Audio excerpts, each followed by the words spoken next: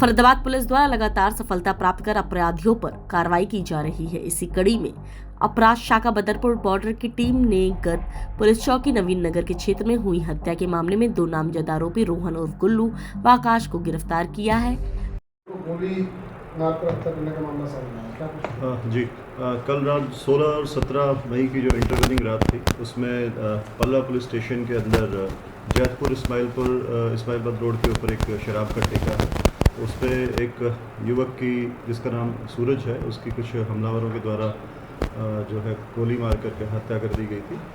उसी संदर्भ में FIR नंबर 332 पल्ला पुलिस स्टेशन के अंदर 190, 191, 103 BNS के तहत जो है वो दर्ज किया गया है और जिस मुकदमे में जो परिजन हैं उनके द्वारा 7 लोगों के ऊपर जो है आरोप लगाया गया है और उन्हीं 7 में से जो 2 मुख्य आरोपी थे जिसमें से एक का नाम रोहन है और दूसरे का नाम आकाश, जिनके द्वारा इस हत्या के मामले के अंदर अपनी जो इलीगल पिस्टल उनके पास थे जिससे इस हत्या को अंजाम दिया गया। उन दोनों आरोपियों को गिरफ्तार कर लिया गया है क्राइम ब्रांच बॉर्डर की टीम के द्वारा, जिसका प्रतिनिधित्व जो है वो PSI जितेंद्र कर रहे थे और जो दोनों आरोपी हैं अभी वो पुलिस की हिरासत के अंदर हैं और उनसे सख्ती से जो है पूछताछ की जा रही है। सर, क्या कारण रहे हैं जो हत्या की गई गोली मारकर और फिर उसकी बेकदरी भी करी? जी, प्रारंभिक पूछताछ के अंदर जो सामने आया है उसमें जो आरोपी आकाश और रोहन है ये दोनों चचेरे भाई हैं तथा इन लोगों का जो मृतक सूरज है जिनके पास में रहता है, जिनके पास ये किराए पर रहता है, देवेंद्र नाम के व्यक्ति हैं जिनके पास ये पहले रहता है। आरोपियों का और देवेंद्र का वर्ष 2017 के अंदर पहले एक लड़ाई झगड़ा आपस में हुआ था जिस संदर्भ में मुकदमा भी एक पल्ला पुलिस स्टेशन के अंदर दर्ज हुआ था। तभी से इनकी आपस में रंजिश चली आ रही थी और जो सूरज जो है वो उसी के पास देवेंद्र के पास रहता था और सूरज इन लोगों के बारे में सोशल मीडिया के ऊपर हमेशा लाइव आकर के और पोस्ट डाल करके जो आरोपी हैं उनके साथ गाली गलौज करता था। इस चीज़ को लेकर के इनकी आपस में रंजिश थी और वो पहले से काफ़ी दिन से प्लान कर रहे थे उसको मारने के लिए। उन लोगों ने मृतक को पहले भी इस बारे में वार्निंग दी थी कि इस तरीके का जो है अंजाम जो है उसे फेस करना पड़ सकता है, लेकिन उसके द्वारा इस संबंध में कोई भी शिकायत वगैरह नहीं दी गई थी और उसने लगातार जो है सोशल मीडिया पर इस तरीके की पोस्ट को डाल रहा था।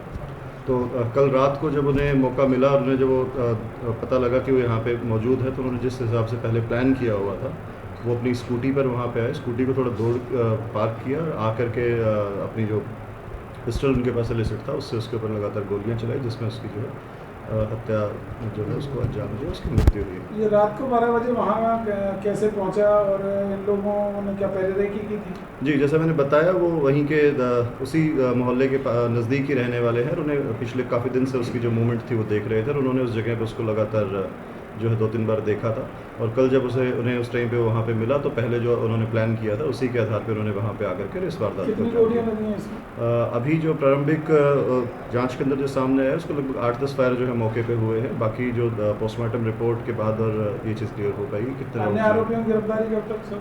अभी जो आरोपी मुख्य हैं जिनके द्वारा इस वारदात को अंजाम दिया गया है उनको गिरफ्तार किया गया है और उनसे पूछताछ जारी है। अभी CCTV फुटेज के आधार पर इन्वेस्टिगेशन की जा रही है तथा आरोपी से पूछताछ की जा रही है। जिन भी अन्य आरोपियों के बारे में कोई भी सबूत आएगा गिरफ्तार। हथियार कौन सा इस्तेमाल किया गया? अभी जो आरोपी है उसको जो जांच में सामने आया उनके पास कोई लाइसेंसी वेपन नहीं है और रिमांड के दौरान उनसे जो उन्होंने वेपन यूज़ किया था वो बरामद किया जाएगा। तो जो भी वेपन ने यूज़ किया। सूरज करता क्या था, कहाँ का रहने वाला था? सूरज पीछे से जो है वो उत्तराखंड का रहने वाला था, काफ़ी लंबे समय से यहीं पे पल्ला में ही जो पुस्ता के पास में शिवम कॉलोनी के अंदर जो है वो रह रहा था। जैसे मैंने बताया देवेंद्र जो है उसके घर पे रहता था वहीं पे, हाँ उनके पास किराए पे रहता था और जो अन्य आरोपी हैं आकाश और राहुल वो दोनों चचेरे भाई हैं, लगभग 25-26 वर्ष के जो है उनकी उम्र है। एक 10वीं कक्षा तक पढ़ा था, एक 11वीं तक पढ़ा है। इनमें से जो आकाश है वो एक छोटा सा एक होटल जो है वो चलाता है और जो रोहन है वो कोई काम अभी नहीं कर रहा है। सूरज की फैमिली में यहाँ कौन कौन है?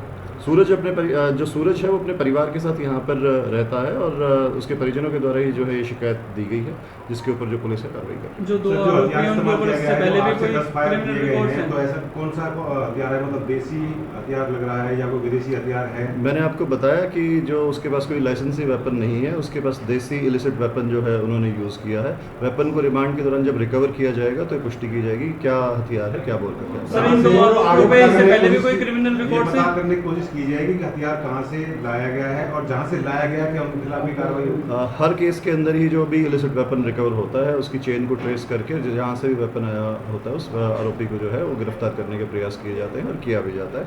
इस केस में भी जो वेपन जहाँ से भी आया उस चेन को पूरा इन्वेस्टिगेट किया जाएगा और आरोपियों को जहाँ से वेपन आया उन्हें गिरफ्तार सर, जो आरोपी हैं ये सिर्फ दो ही है या और भी इसमें, क्योंकि आपकी जांच चल रही है, पूछताछ की होगी, तो क्या दो ही आरोपी है? जैसा मैंने आपको बताया, परिजनों के द्वारा 7 व्यक्तियों को, इसके अंदर 7 लोगों के ऊपर आरोप हैं, जिनमें से 2 को गिरफ्तार किया गया है। अभी प्रारंभिक पूछताछ जो है उसके अंदर जो वेपन से जो फायर किए गए हैं वो दोनों आरोपी आकाश और रोहन के द्वारा ही किए गए हैं।